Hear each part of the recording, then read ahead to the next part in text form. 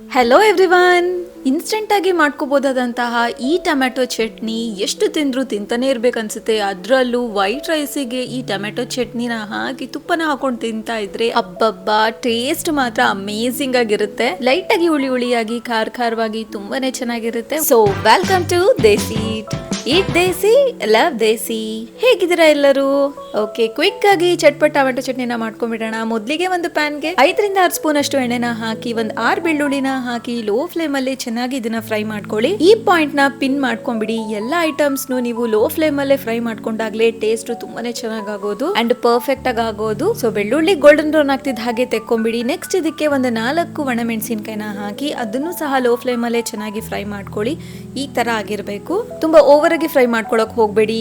In case ಏನಾದ್ರೂ ಸೀದೋಗ್ಬಿಟ್ರೆ taste ಎಲ್ಲ ಕೆಟ್ಟೋಗ್ಬಿಡುತ್ತೆ. Next ಒಂದು ಸ್ಮಾಲ್ ಸೈಜ್ ಈರುಳ್ಳಿನ ತಿನ್ ಸ್ಲೈಸಸ್ ಆಗಿ ಕಟ್ ಮಾಡ್ಕೊಂಡು ಇದಕ್ಕೆ ಹಾಕಿ ಲೋ ಫ್ಲೇಮ್ ಅಲ್ಲೇ ಇದನ್ನು ಸಹ ಫ್ರೈ ಮಾಡ್ಕೊಳ್ಳಿ. ಈರುಳ್ಳಿ ಸ್ವಲ್ಪ ಈ ತರ ಗೋಲ್ಡನ್ ಬ್ರೌನ್ ಟರ್ನ್ ಆಗ್ತಿದ್ ಹಾಗೆ ತೆಕ್ಕೊಂಬಿಡಿ. ಪೂರ್ತಿ ಗೋಲ್ಡನ್ ಬ್ರೌನ್ ಆಗೋವರೆಗೂ ಫ್ರೈ ಮಾಡ್ಕೊಳಕ್ ಹೋಗ್ಬೇಡಿ. ಬಿರಿಯಾನಿಸ್ಗೆಲ್ಲ ಯೂಸ್ ಮಾಡ್ತೀವಲ್ವಾ ಬರಿಸ್ತಾ, ಆ ತರ ಮಾಡ್ಕೊಳಕ್ ಹೋಗ್ಬೇಡಿ. ಇಷ್ಟ ಆದ್ರೆ ಸಾಕು. ನೆಕ್ಸ್ಟ್ ಅದೇ ಪ್ಯಾನ್ ಗೆ 3 ಸ್ಮಾಲ್ ಸೈಜ್ ಟೊಮೆಟೋಸ್ ನ ತಗೊಂಡಿದೀನಿ ನಾನು. ಇನ್ ಕೇಸ್ ನೀವೇನಾದ್ರೂ ಲಾರ್ಜ್ ಟೊಮೆಟೋಸ್ ನ ಹಾಕ್ತಾ ಇದ್ರೆ 2 ಹಾಕಿದ್ರು ಸಾಕಾಗುತ್ತೆ. ಸೊ ಸ್ವಲ್ಪ ಉಪ್ಪನ್ನ ಸ್ಪ್ರಿಂಕಲ್ ಮಾಡ್ಕೊಂಡು ಲಿಡಿನ ಹಾಕಿ ಬೇಗ ಬೆನಿಯುತ್ತೆ. ಒಂದು 3 ರಿಂದ 4 ನಿಮಿಷ ಆಗ್ತಿದ್ ಹಾಗೆ ಲಿಡಿನ ಓಪನ್ ಮಾಡ್ಕೊಂಡು ನೋಡಿ. ಈ ತರ ಸಿಪ್ಪೆ ಸಪರೇಟ್ ಆಗ್ತಾ ಇದ್ರೆ ಪರ್ಫೆಕ್ಟ್ ಆಗಿ ಆಗಿದೆ ಅಂತ ಅರ್ಥ. ಸೊ ಎಲ್ಲಾ ಟೊಮೆಟೋಸ್ ಈ ಮೇಲಿರೋ ಸಿಪ್ಪೆನ ತೆಕ್ಕೊಂಬಿಡಿ. ಈ ಟೊಮೆಟೊ ಸ್ಕಿನ್ ರಿಮೂವ್ ಮಾಡ್ದಾಗ್ಲೇ ನೋಡೋಕೆ ಟೆಕ್ಸ್ಚರ್ ತುಂಬಾನೇ ಚೆನ್ನಾಗಿರುತ್ತೆ ಚಟ್ನಿದು. ಹಾಗಾಗಿ ಮರಿದೆ ಸಿಪ್ಪೆನ ತೆಕ್ಕೊಳ್ಳಿ. ನೆಕ್ಸ್ಟ್ ಇದಕ್ಕೆ ಒಂದು 1/4 ಸ್ಪೂನ್ ಅಷ್ಟು ಜೀರಿಗೆನ ಹಾಕಿ ಸೊ ಒಂದ್ ಒಳ್ಳೆ ಮಿಕ್ಸ್ ನ ಕೊಟ್ಟು ಫ್ಲೇಮ್ ನ ನೀವು ಲೋ ಅಲ್ಲಿ ಇಟ್ಕೊಂಡೇ ಮಾಡ್ಕೊಳ್ಳಿ. ನೆಕ್ಸ್ಟ್ ಇದನ್ನ ಚೆನ್ನಾಗಿ ಸ್ಮ್ಯಾಶ್ ಮಾಡ್ಕೊಳ್ಳಿ ಟೊಮೆಟೋಸ್ ನ. ಅಂಡ್ ಇದನ್ನ ಮಾಡ್ತಾ ನಿಮ್ಮ ಹತ್ರ ಒಂದು ಸ್ಮಾಲ್ ರಿಕ್ವೆಸ್ಟ್, ನೀವೇನಾದ್ರೂ ನನ್ನ ಚಾನಲ್ಗೆ ಹೊಸಬ್ರಾಗಿದ್ರೆ ಪ್ಲೀಸ್ ಈಗಲೇ ಸಬ್ಸ್ಕ್ರೈಬ್ ಮಾಡ್ಕೊಳ್ಳಿ, ಹಾಗೆ ಬೆಲ್ ಐಕಾನ್ ನ ಪ್ರೆಸ್ ಮಾಡ್ಕೊಳ್ಳಿ. ಸೊ ನಾನು ಯಾವುದೇ ರೆಸಿಪೀಸ್ ನ ಅಪ್ಲೋಡ್ ಮಾಡಿದ್ರು ನೋಟಿಫಿಕೇಶನ್ ಬರುತ್ತೆ.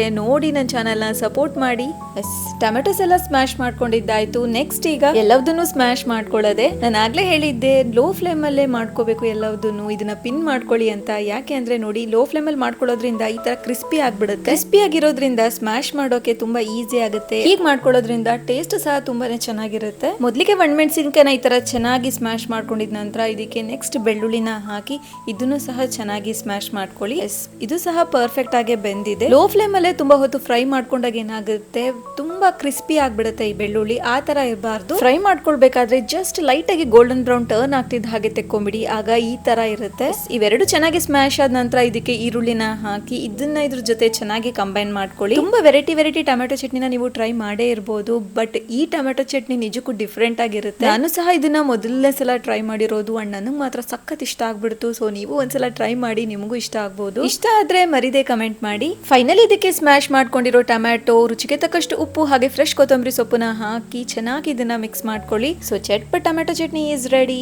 ಈ ರೆಸಿಪಿ ನಿಮ್ಗೆ ಇಷ್ಟ ಆಗಿದ್ರೆ ಮರಿದೆ please like, share, comment and subscribe. Try this and enjoy.